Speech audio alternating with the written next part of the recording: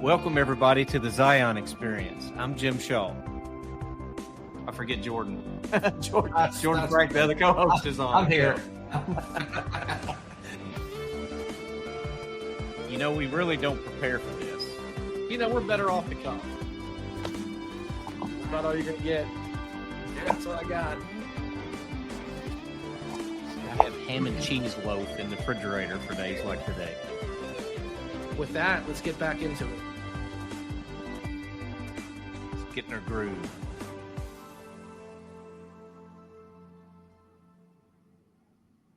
Well, hello and welcome to another episode of the Zion Experience, or TZE as we call it. And we've got a part two of a previous guest today that we're excited to continue conversation. So if you've been a long time listener, or you just are an intermittent listener and you've ever had the chance, you got to hear Aron Kolosik was on earlier. Aron was a customer of ours. He's now doing a little something different in his professional life, and we're excited to let him explain that and tell us what it is. And we're glad to have him back. But this is going to be an extension of part one of what we call the Unstuck podcast, which is Aron's podcast and his personal, I guess, mission, right? A program that you're developing, Aron. And we're glad to have you back. I'm running solo.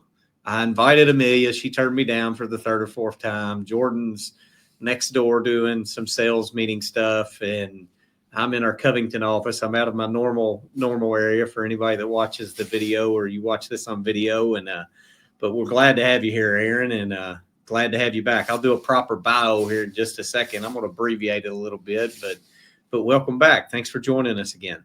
Yeah, man, I really appreciate it. It was a pleasure. It's hard to believe that it's been 5 months since we talked last. But man, time is flying by. I'm having a lot of fun. It always does. They say the days are slow, but the years are fast. Is that the right way to say it? Yeah. Buddy tells me that all the time. It certainly is. If you'd have asked me, I would have been like, it's been 5 months already. It's crazy. So we're excited to have you back on. And then for those that maybe didn't get the first episode, Dan Carlin does this all the time. I'm a huge fan of the Dan Carlin Hardcore History podcast, and he always sets it up as this is part two of a multi-part series. And I don't know if we'll have a multi-part series with you, Aron, but maybe we will. Who knows? If you're the type of person that'd like to listen to part one before you listen to part two, you can find it. You can go back anywhere there's a podcast. You can certainly stop now and listen to part one. And this is going to be a continuation of that in part two. And for those that may not know who Aron is or didn't listen to part one, I'm going to just read a little bit about Aron. So he's a passionate leader. You're dedicated to achieving exceptional results in both business and in life. And we're going to focus on that today. Is you can't, too many people are successful maybe in one, but not the other. And the real success leads when you're able to balance both. And you talk about that. Your program, Unstuck, really addresses that, the four principles of life and all being in balance, let's call it, in harmony. But you're the founder of the Unstuck Master Plan, and you run your own podcast to provide business and life lessons to promote holistic growth. You excel in empowering teams and simplifying processes, driving innovation to just for people to achieve some remarkable outcomes. Outcomes can be different for other people, but just whatever that outcome is for that person, remarkable outcomes. You're committed to growth and inspire anybody around you. And I can attest to that. Aron and I've known each other for a little over a year now, or close to a year, and may not be quite a year. We're coming up close to it. And you're just an inspirational person. It's just what you see is what you get, and you're authentic. And so you look to inspire people around you. And then some of my favorite parts, you're a devoted follower of Jesus Christ. You're a husband, a good husband. You're a good dad. You're a father. And then you draw your strength from that family, from your family, and from ultimately your faith. You share a lot of valuable insights on LinkedIn. That's one of your outlets, your distribution outlets and channels that you use. And then your podcast and other forms of social media. You're probably into, I'll let you tell us later, but you're probably on different channels of social media, Instagram, some other stuff. You can tell us your son's journey with that, which is a pretty cool story of how he's helping dad with that. And then just you you use all of those channels just to challenge thinking and just to foster impactful connections. Like you're all about community and connections, and you're just eager to connect with people and take them to new heights and introduce people to it. So pretty extensive bio. I said I was going to shorten it, but I think all of it's important to describe who Aron is and what you're trying to do and why you've had this really lifelong calling to where you're at now with Unstuck, and just how you've developed Unstuck, the brand, and what you want Unstuck to become. You and I've had several conversations on this of like what you hope, what you're going to will Unstuck to become down the road and later. So I'm going to hit our first question man, it's been 5 months. Yeah. And just tell the audience, tell us what you've been up to since the last time we had you on the podcast, all that's changed in your life and what's going on. So I'll turn the mic to you for a little bit. Yeah. Last time we met, I looked at the thing was September 10th, and like I said, hard to believe it's been a little over 5 months ago. And at that time I was working at Central, laying out strategic vision, working with the team and having a great time. But ultimately, within a few weeks of that, I realized that it was time to take that next step in the journey. And for me, I walked into a plant for the first time in my life, like a manufacturing plant, in January 1995 as an internship, right? I walked in, I was working in the low density polyethylene manufacturing plant in Clinton, Iowa. And guys sitting behind the control room, with their coffee, with their soda, feet up, looking at you. And that was my first experience in manufacturing and supply chain. And now it's 30 years later. I reached the top, I guess, of my field, right? To be the chief supply chain officer, there wasn't any higher role. And I had a decision to make whether or not I wanted to pursue bigger companies or go do something different. And ultimately, what I realized was it was time to go. It was time to go do this other thing and build Unstuck, which has been a passion of mine for years. Really a 20 plus year long journey of building programs over time. And this was just the leap of faith that was required. And so I made that decision. So in September, the end of September, early October last year, I made the decision that, hey, I'm going full time and building up my own brand, my own company that really works on that executive life coaching, that holistic life approach that you mentioned earlier. So that's a huge change. It's a huge change there. As you mentioned, my oldest son, Isaac, is working for me. He's working on the sales side, some work on social media. It's funny. I went downstairs just a few minutes ago and said, hey, I got some things this afternoon. He's like, before you go live, let's talk about what you're going to talk about. I'm like, he's not like, I'm your content manager. I'm like, all right. But that's a ton of fun. He's working with me. My wife's in the game with me. Really has brought us closer together as a family as we work on this thing. And that's important stuff, where I really feel like I'm helping people along the journey. So that's kind of the latest and greatest. Give me 1 second. I'm going to fix that. My light went out on me. Give me 1 second. I did. Yeah, I was wondering if my light looks a little dark or dim too. You might see. Can you see me okay, or am I a little dark? You're a little dark, but I don't know how to fix mine since I'm in Jordan's. I know how to fix mine. Mine was an easy one. So you're good. It's just if anybody's watching it, you're just gonna have to deal with the darkness for me. What's cool? Right. So Unstuck. Most people probably wouldn't have any idea what that is, right? And the philosophy behind it. And so I think this is one of the things we talked about. We don't really script these shows out. Most of the audience that ever listens to it knows, but I think it's important maybe to get into the principles and at the core, you can take this whichever direction you want, is what is Unstuck? Who should be, who's it directed to? Is it only for males in professional world, or is it a little bit about just what is the core of it and what's the principles behind it? Well, I think, as a leader, you often get tools and processes, and we get really focused on, hey, I've got this great thing, right? And Unstuck is a program that has a set of tools and operating systems. But really what it is, it's about helping people that may be stuck or stalled get to that next level of life. Right? There's another level that they believe that's there. Most people have been high achieving in the past, and they find themselves, in a spot where they're either not moving and they're frustrated by that because they've always moved in their life and they don't know what to do. Or they're kind of like what I call stalled. Like they're driving down Interstate 75 and as they're driving down 75 or maybe 71 to Louisville, we're going down 71 and they're blocked behind a semi, right? It's like there is nothing worse than when you're actually moving down the road, but at a slower pace than what you really want to go because you're blocked in by somebody else, right? Like I hate that, right? There's a semi in the left lane. You're like, why are they in the left lane? You can't get past them.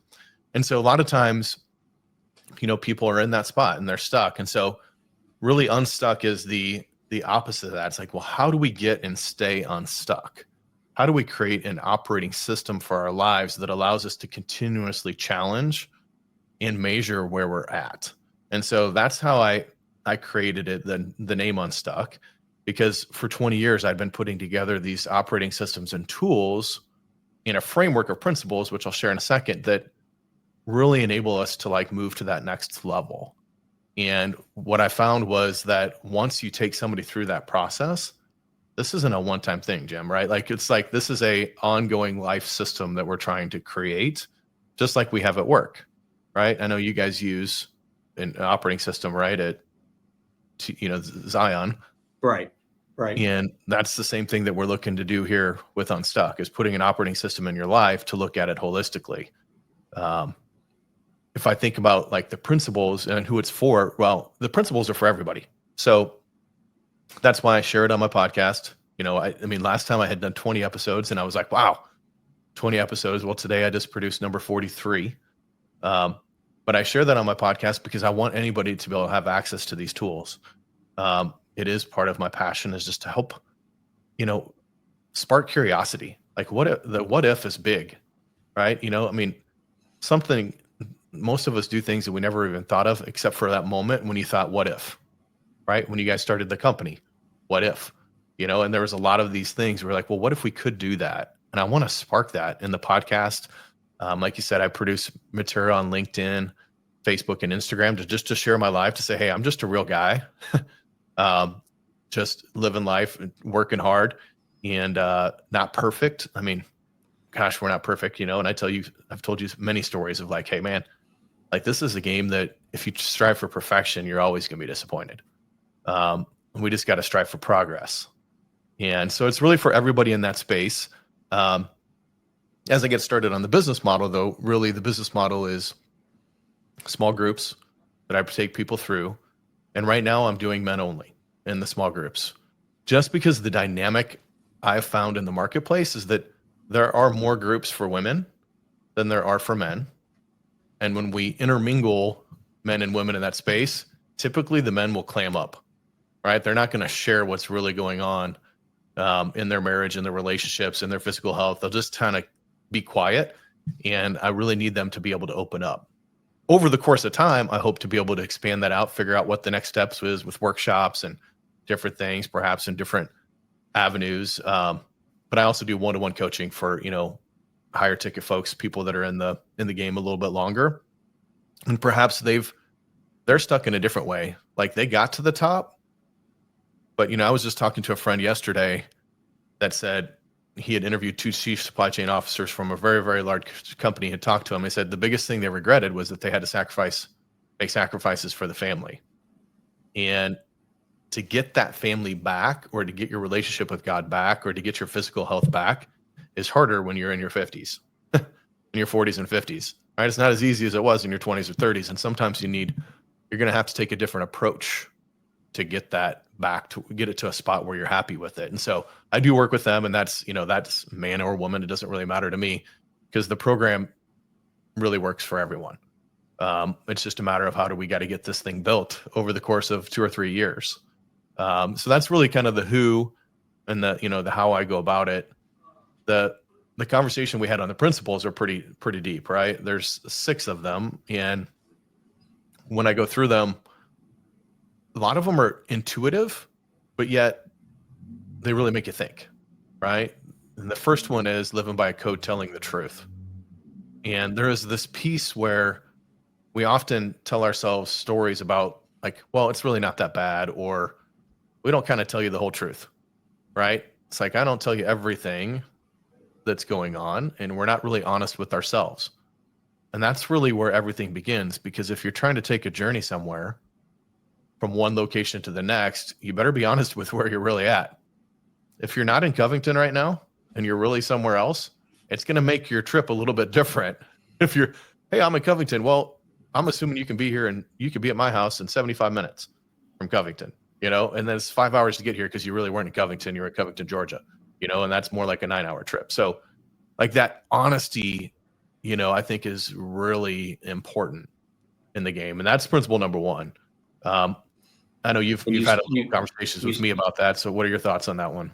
Yeah, I agree. I think you censored the I like how we said it in the first principle is we're gonna keep it clean on this one, but it's like tell the truth.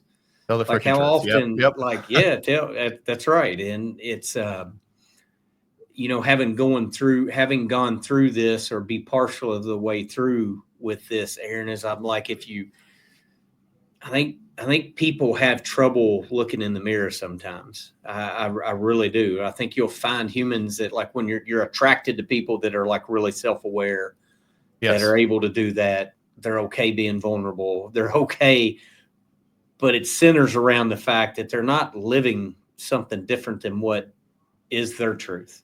Doesn't mean it's somebody else's truth. Doesn't mean that people agree to any of that stuff. But it's like, I think it's a great first principle of like you got how you got to wake up with who you are and look in the mirror and be okay with what looks back at you. And there's a lot of people, and I'm probably naive in this fact a little bit, Aaron. I've always been one. It's like I don't meet all the principles. Obviously, nobody's perfect, like you said. No. But I've always been pretty. You know me now, and you're getting to know me, and I get to know you. Right? It's like I'm pretty comfortable with my truth. Doesn't mean I like all of it. Doesn't mean that I wouldn't change some of it, but you got to start with, if you got to tell yourself, right? We tell ourselves these lies, and then those lies or untruths, maybe is a better word, turn into more.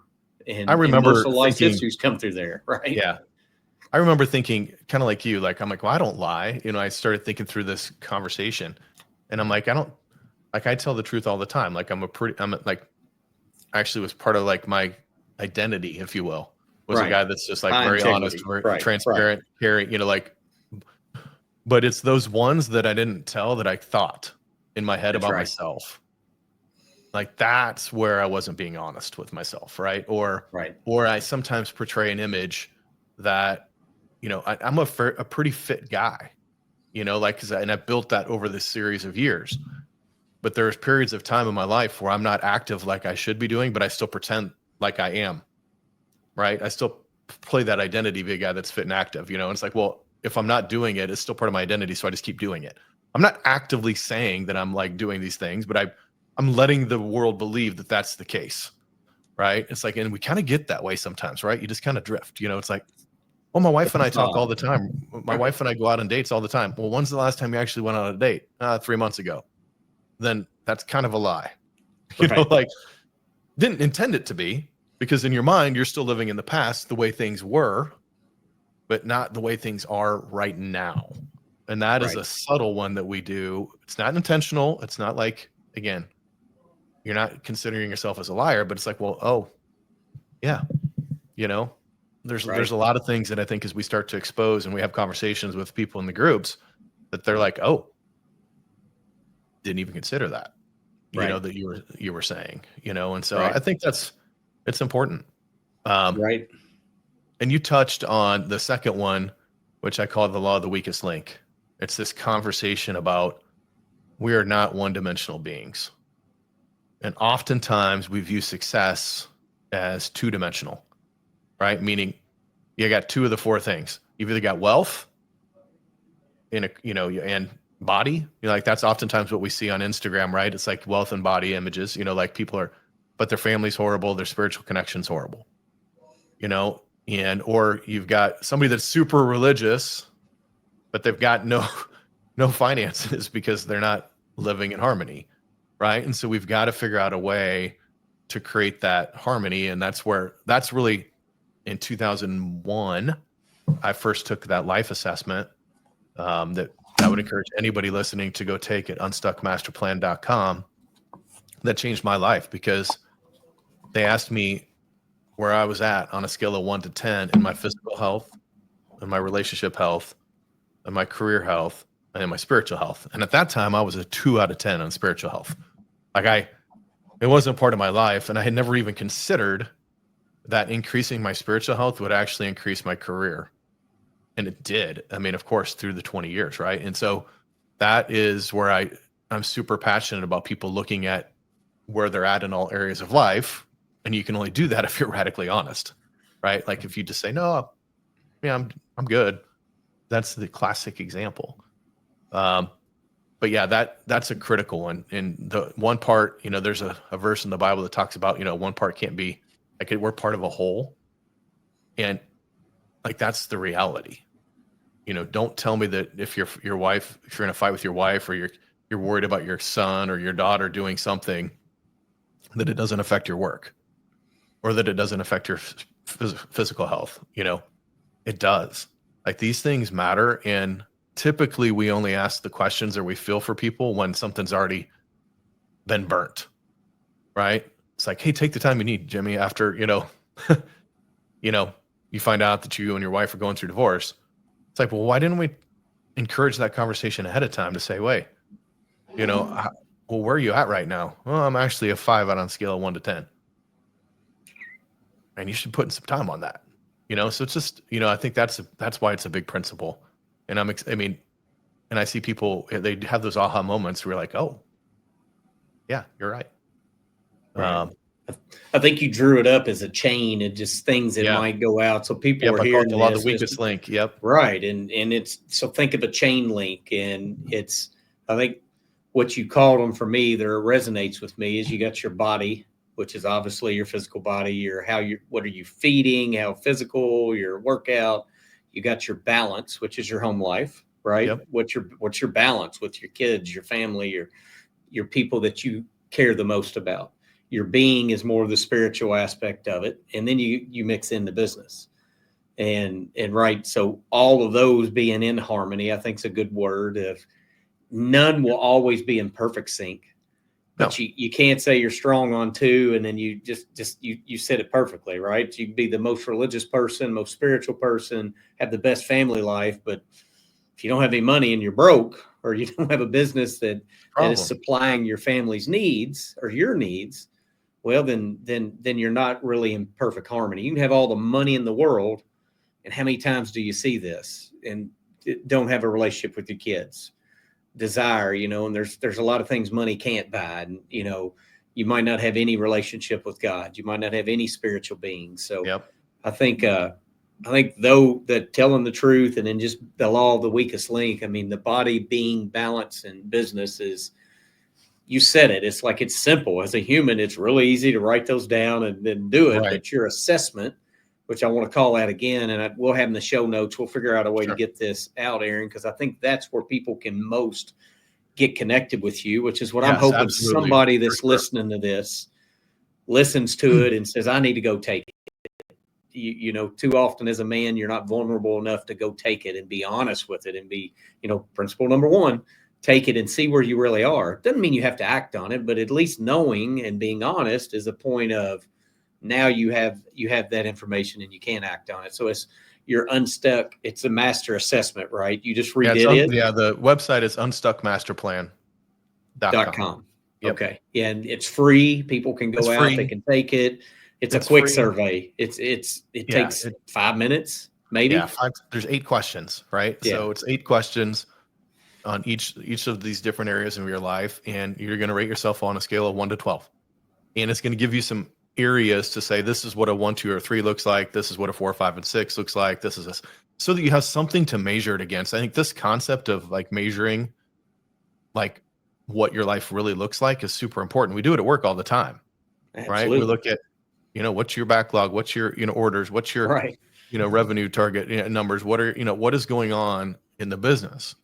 But then when it comes to your physical health, like, the scale is certainly not indicator of the entire level of your health, right? There's so many different things, your blood work, your body fat percentage, your height, like all these things, like your pain level, like all of these things we should be considering. And I've given you a chance to kind of rate that and say, okay, this is where I'm at. Like, in the relationship's a perfect one. Like, oh, how you doing with your wife? Well, I'm good. Well, what does good look like? Right? What does that look like? And I've helped in that assessment, kind of gives you some ideas of like what your connection look like, what your, like this communication look like. All of these things can be dimensionalized, and you can look at that as a bar to say there's this. And oh, by the way, when you look at the score and you see you're a 7, you can see what a 10 or 11 looks like. And it gives you some ideas of like, that could be better. Like I said, I didn't even think about the spiritual piece being so far down there, but it was. Right. Right. And you nailed it. I mean, in our business life, in our professional lives, whether you're a business owner or whether you're a business employee or whether you're starting your journey or you've been in it a long time, we're all preconditioned to say, here's metrics, here's measurements on what it looks like.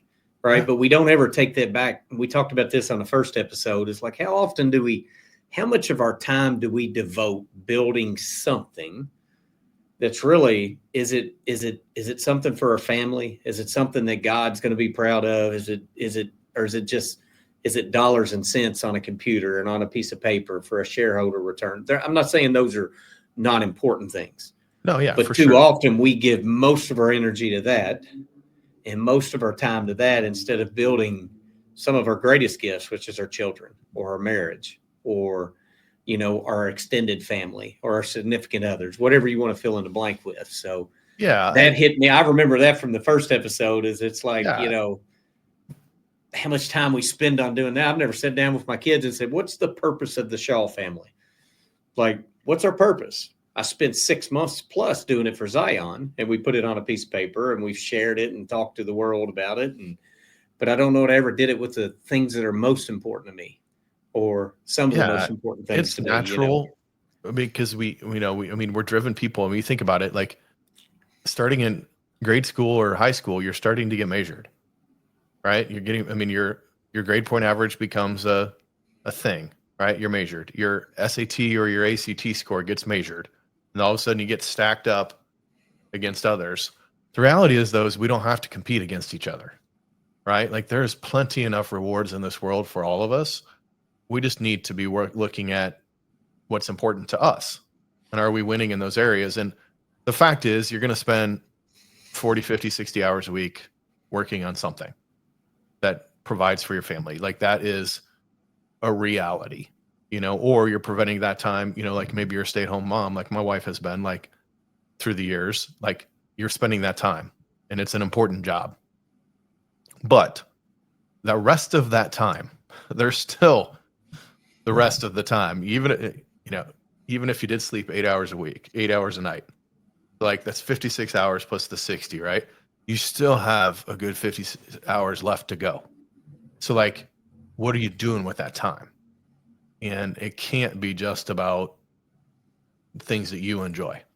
It's got to be things about that you are building yourself, you're building your family, you're building connection, you're serving others, you're doing some different things that matter to you. And it's that time that's left that I think is really important. It's that time that's left where you're present, where you've shut it off. I mean, part of the problem today is it's like super hard to shut off, right? Even as we're here, like I get a text message on my Apple Watch, right? You want to look down at the watch to see what's going on, who's texting me, and there's distractions all the time, but how can we be really present when we need to be present? And the good news is, I've seen you on the wrestling mat, right? Like, there's nothing else going on except for what's going on the mat, right? Right. And we've got to create that environment in the rest of our lives where it's like, no, I can create some boundaries here and do that. And I think often when people think that they can't, which is so untrue. And that's principle number 4, which is like your stories determine your future, which, you think through the stories. I hear it from all the time. Well, I got to be on my email. No, you don't. Like you don't, if somebody wants to call, like somebody needs to get a hold of you at 8:00 at night, they'll call you or they'll text you. Like it's again, doesn't mean that we don't have fires. And I find too many times that we call something that's not a fire or a disruption or an interruption a fire. It's not, it's just a disruption or interruption. It can wait till tomorrow.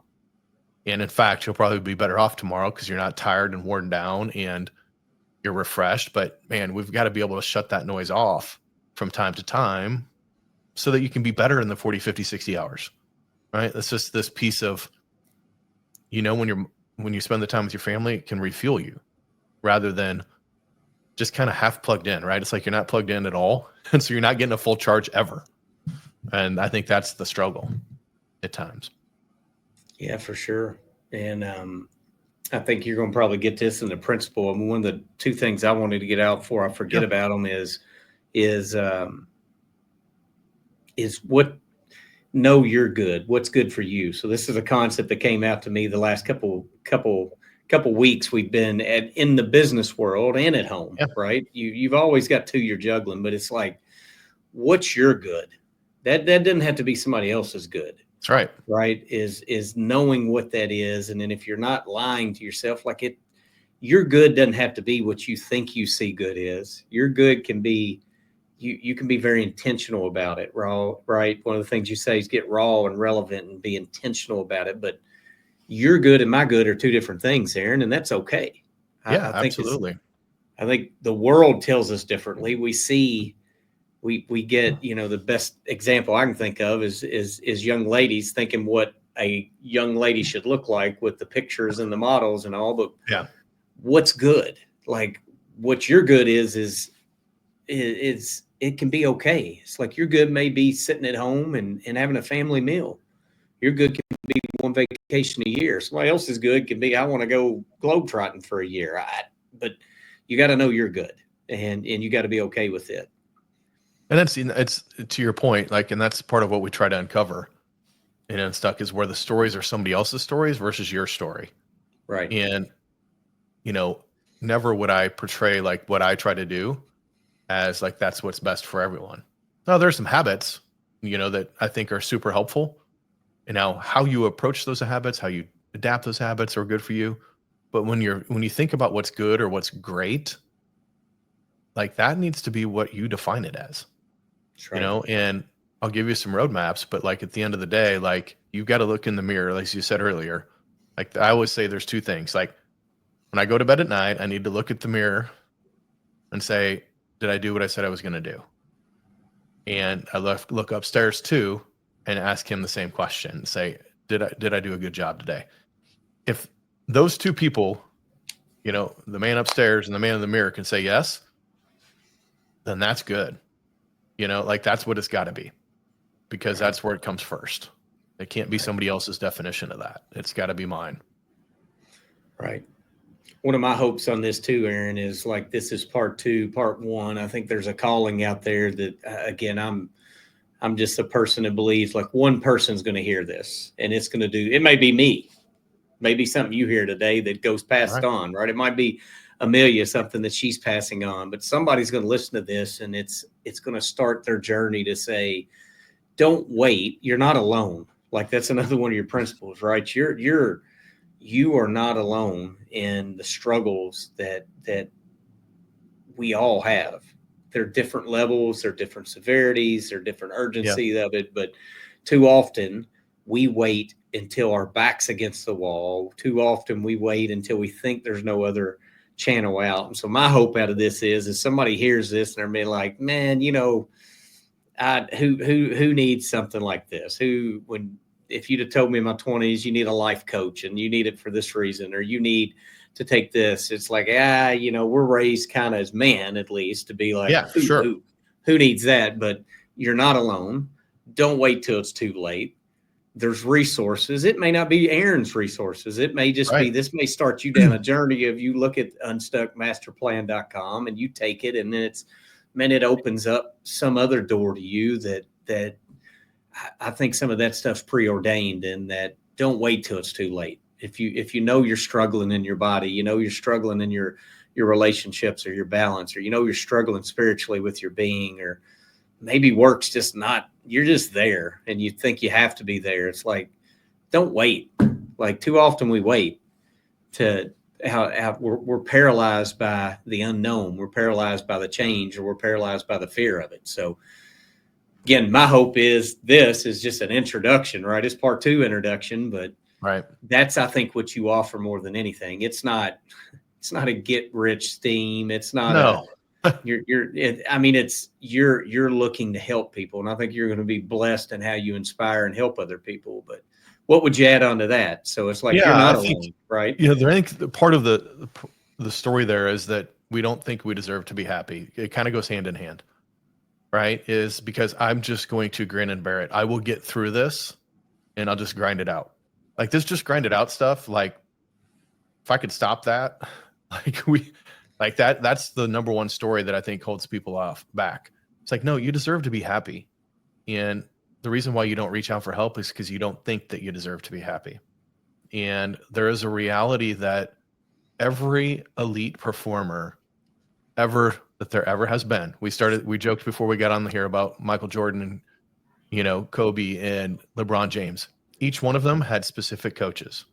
I've got a book back here by Tim Grover called Relentless. He was Michael Jordan's strength coach. Yeah. Like again, would Michael Jordan be the person that he is today if it weren't for Tim Grover? No, absolutely not. And so it is not a sign of weakness to ask for some help or a guide or use a tool or explore resources that can allow you to grow.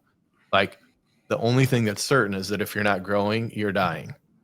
Right. And, John Maxwell is one of my favorite leadership authors. He's got, laws of growth, and like this piece of like growth is super important, but you can always go faster with a coach.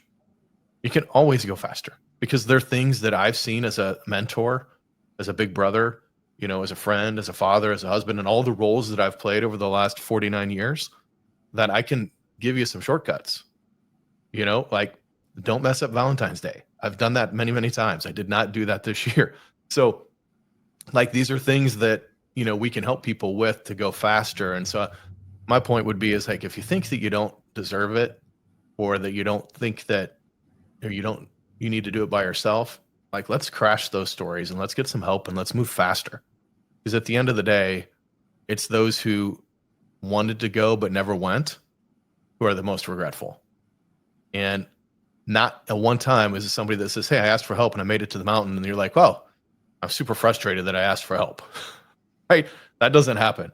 You're just excited that you made it to the mountaintop. And so standing at the base of the mountain and not asking for help doesn't make a lot of sense.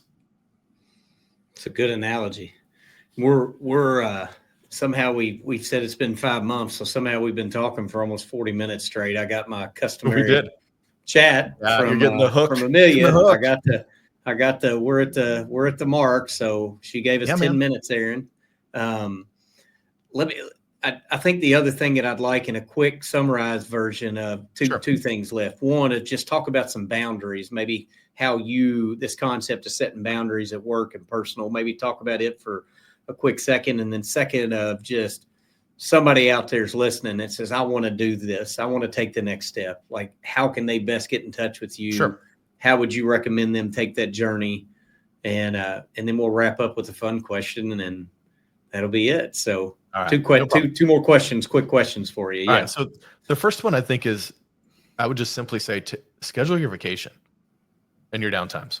Like I met with a friend of mine a couple weeks ago that he's got 6 weeks of vacation and he's got all 28 of the 30 days planned. And too many times I've heard people say, I don't have time for vacation. That's a lie. You don't have time not to take your vacation.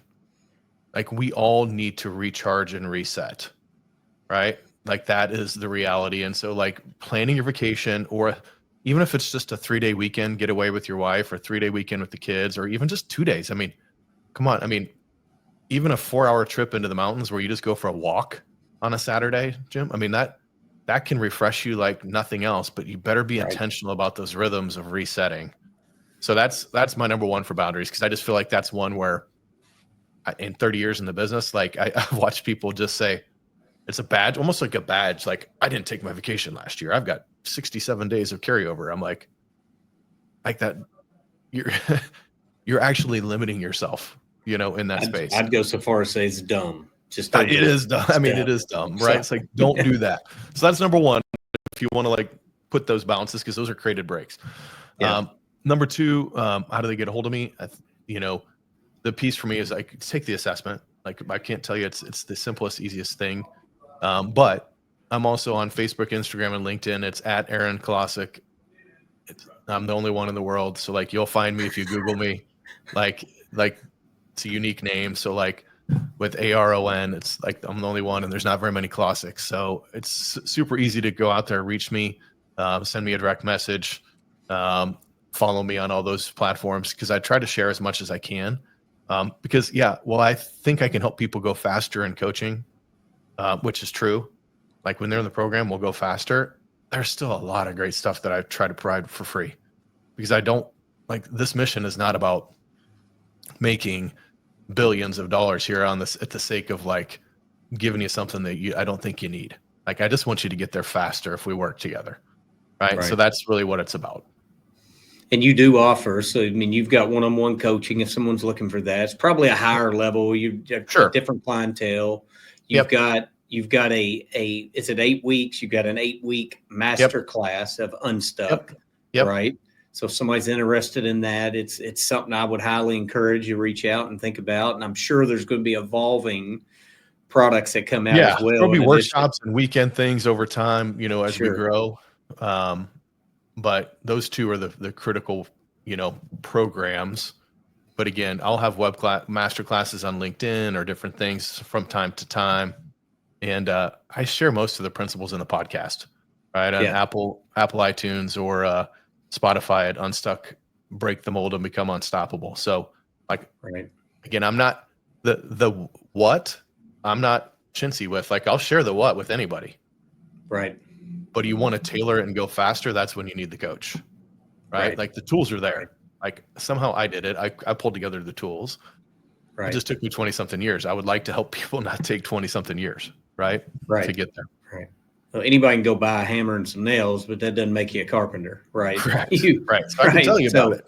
Yeah. You can watch a video on it, but ultimately, if you want to do it, get your hands dirty, go find somebody that could teach you. And so I just, for what it's worth, would highly recommend anybody that's feeling stuck before you get to the point where you're completely stuck, or maybe you're not, but you're just one of those people that's proactive and you want to do more. You want an awesome marriage. You want a spiritual well-being. You want to be the best you can be at business. You want your body to be an optimal machine.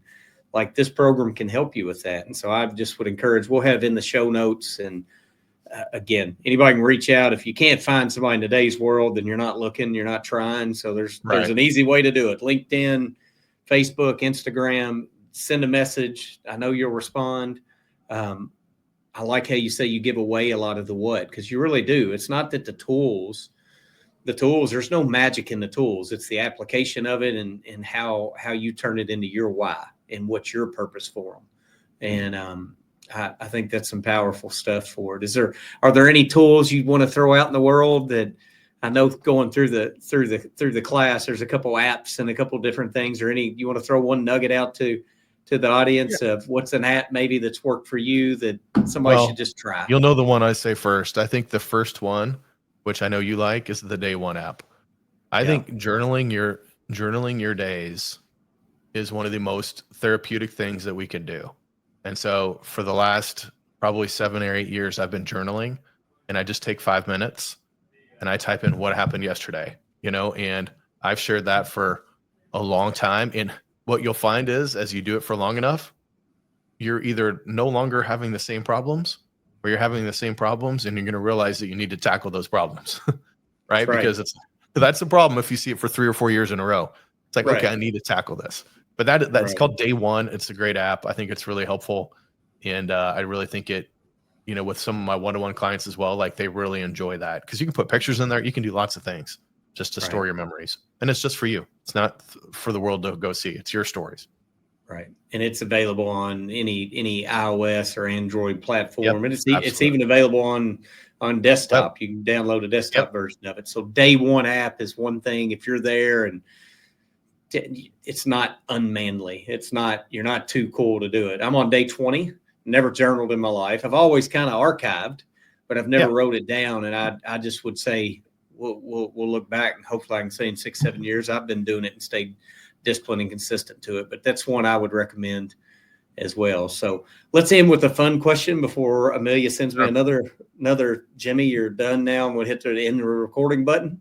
Is if you could be in one movie, what would you pick and why? Yeah, I think it would be Lord of the Rings. Like, I am a huge medieval castle guy. Like, if you look at my house, like it looks that like the outside looks like that. I'm fascinated with this fact that like people had to go like with their swords and like fight for food and do all these things and defend the castle and this whole piece of it. And I love that story of just the whole story of Lord of the Rings and the battle of good and evil, and that not just the bigger picture, but the internal battle of good and evil, with the ring. And I just think it's an amazing story. And as a kid, I loved, reading Tolkien. Like, it's just one of those things that grabbed me, along with C.S. Lewis and the Chronicles of Narnia. Like, those were the first things that like prompted imagination for me. And I think oftentimes in business, and this is probably just my pro tip, I read fiction all the time before bed. I don't know if you've ever shared that with you before. Like, I read fiction all the time because I need my brain to go somewhere that I wouldn't normally take it. And that's why I enjoy books like that. That's why I'd like to be there. I'd like to be in an armor and have a sword. Like, let's go at it. It's cool. It'll be fun. I want to go to New Zealand where they filmed all of it. It's beautiful too, right? Yeah, like, I haven't been there. It's on the list. That would be amazing. Yeah, absolutely. Yeah. Well, Aaron, I've really enjoyed it. Part 2, who knows? We might have a part 3. We wish you the best of success. And again, we've said it multiple times that you all will be able to find it in the show notes. It's unstuckmasterplan.com. Go take your assessment, get started, and don't wait too long. You're not alone. You're not the only person out there. And it doesn't mean defeat. It just means that you, it says I lost connection to my camera. So it's definitely like Amelia. I think Amelia did this. So she's cutting you off. I'm going to wrap it up with that and say thanks for listening to us. We hope to hear from you in the future, and we'll stay on as we do our little outro. Aaron, thank you. Thank you. We want to thank you all for listening to another episode of the Zion Experience. Please make sure you subscribe to our show on YouTube, Spotify, or Apple Podcast. If you have any ideas or topics you'd love to hear about, or maybe for a future episode, please let us know. Send us something in the comments. We appreciate you all, and we'll see you here next time.